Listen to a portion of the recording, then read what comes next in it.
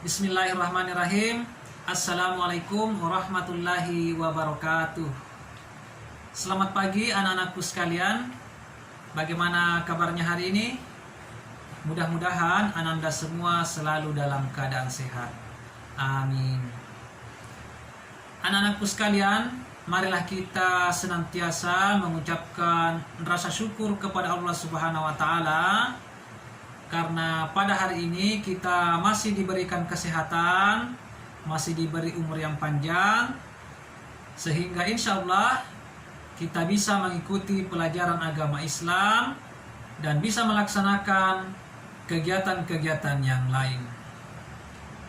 Kemudian marilah kita senantiasa juga mengirimkan salawat serta salam kepada junjungan kita Nabi Muhammad SAW, karena beliaulah suri teladan atau contoh yang terbaik bagi seluruh umat manusia yang ada di permukaan bumi ini.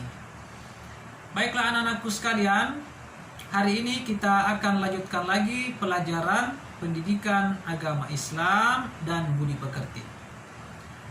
Dan sekarang kita masuk pada pelajaran yang ketujuh, yaitu mari mengenal Rasul-Rasul Allah Subhanahu wa taala.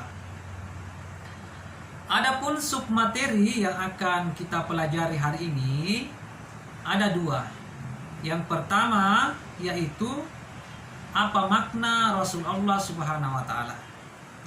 Dan submateri yang kedua yaitu tugas dan sifat Rasul-Rasul Allah Subhanahu wa taala. Nah, itulah kedua submateri yang akan kita pelajari pada pembelajaran kali ini. Sedangkan tujuan pembelajaran yang harus kita capai yaitu siswa mampu mengetahui makna Rasul Allah Subhanahu wa taala. Kemudian siswa mampu mengetahui tugas dan sifat-sifat Rasul Allah Subhanahu wa taala. Baiklah anak-anakku sekalian, Pak Guru akan menjelaskan materinya secara berurutan. Kita mulai dari submateri yang pertama, yaitu apa makna Rasul Allah Subhanahu wa taala. Jadi, Rasul artinya manusia pilihan yang dijadikan utusan oleh Allah Subhanahu wa taala kepada umat tertentu dan mendapatkan wahyu untuk dirinya sendiri dan untuk disampaikan kepada seluruh umat manusia agar dijadikan pedoman dalam kehidupan sehari-hari. Sedangkan Nabi artinya laki-laki yang menerima wahyu untuk dirinya sendiri dan tidak berkewajiban menyampaikan kepada manusia. Nah, itulah perbedaan antara Rasul dan Nabi. Iman kepada Rasul artinya meyakini dengan sepenuh hati bahwa Rasul itu adalah utusan Allah Subhanahu wa taala yang bertugas untuk menyampaikan ajaran dari Allah Subhanahu wa taala dan membimbing umat manusia agar selamat di dunia dan di akhirat. Iman kepada Rasul termasuk rukun iman yang keempat. Nah, kita sebagai umat Islam wajib mengetahui dan mengimani 25 nabi dan rasul. Nah, itulah penjelasan tentang makna Rasul Allah Subhanahu wa taala. Sekarang kita akan bahas submateri yang kedua, yaitu tugas dan sifat Rasul Allah Subhanahu wa taala. Kita mulai dari tugas seorang rasul. Dalam Al-Quran, surah Al-An'am ayat 48, Allah Subhanahu wa taala berfirman, Bismillahirrahmanirrahim, wa ma nursilul mursalina illa mubashshirina wa munzirin. Artinya, dan tidak kami utus seorang rasul melainkan untuk menyampaikan kabar gembira dan peringatan. Nah, dari penjelasan ayat ini maka kita bisa mengambil satu kesimpulan, yaitu bahwa tugas seorang rasul yang pertama yaitu menyampaikan kabar gembira dan peringatan kepada umat manusia.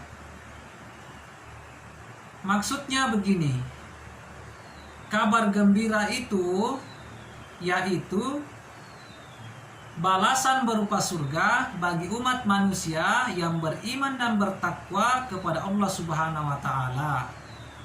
Sedangkan peringatan yaitu ancaman bagi umat manusia yang ingkar kepada Allah, yang ingkar kepada Rasulnya, dan melakukan kejahatan. Maka kelak di kemudian hari akan ditempatkan di neraka jahanam. Nah, itulah maksud dari memberi kabar gembira dan peringatan. Jadi itulah tugas Rasul yang pertama. Sedangkan tugas Rasul yang kedua yaitu menjadi contoh yang baik bagi umatnya. Hal ini dijelaskan dalam Al-Quran surah Al-Ahzab ayat 21. Bismillahirrahmanirrahim. Laqad kana lakum fi rasulillahi uswatun hasanah.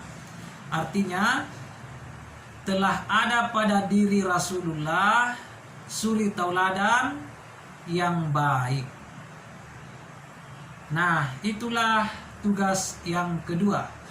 Selanjutnya tugas yang ketiga yaitu memperbaiki kondisi umat manusia.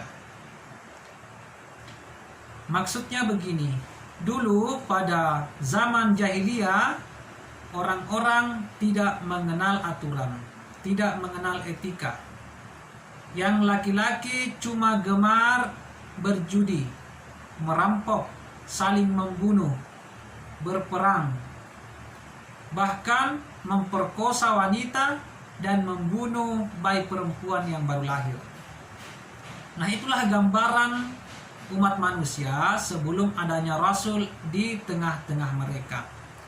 Dan pada saat ada Rasul yang diutus ke tengah-tengah mereka, maka perlahan-lahan kehidupan masyarakat menjadi lebih baik. Nah, itulah tugas-tugas dari seorang Rasul. Selanjutnya kita bahas tentang sifat-sifat seorang Rasul. Seorang Rasul memiliki 4 sifat. Yang pertama, siddiq. Siddiq artinya berkata benar atau jujur. Seorang Rasul selalu benar dalam perkataan dan perbuatan. Mustahil seorang Rasul berkata dusta. Lalu sifat yang kedua yaitu amanah. Amanah artinya dapat dipercaya. Dan seorang Rasul mustahil berkhianat. Lalu sifat yang ketiga yaitu tabligh. Tabligh artinya menyampaikan. Jadi, kalau Rasul menerima wahyu dari Allah Subhanahu wa taala, dia pasti menyampaikan kepada umat manusia. Tujuannya apa? Supaya wahyu itu dijadikan pedoman dan manusia bisa selamat di dunia dan di akhirat. Lalu sifat yang keempat yaitu patonah. Patonah artinya cerdas. Seorang Rasul pasti memiliki kecerdasan, memiliki cara berpikir yang baik. Dan mustahil seorang Rasul memiliki sifat bodoh. Nah, itulah keempat sifat yang dimiliki oleh seorang Rasul dan senantiasa harus kita jadikan atau bisa kita contoh dalam kehidupan sehari-hari. Nah, itulah penjelasan tentang kedua submateri yang kita pelajari pada kesempatan hari ini. Mudah-mudahan apa yang Pak Guru bisa sampaikan bisa dimengerti dan bisa memberikan manfaat, baik manfaat untuk pribadi Pak Guru dan manfaat untuk ananda sekalian. Olehnya itu, cukup sekian dari Pak Guru. Pak Guru akhiri dengan ucapan billahi fisabilil haq fastabiqul khairat. Assalamualaikum warahmatullahi wabarakatuh.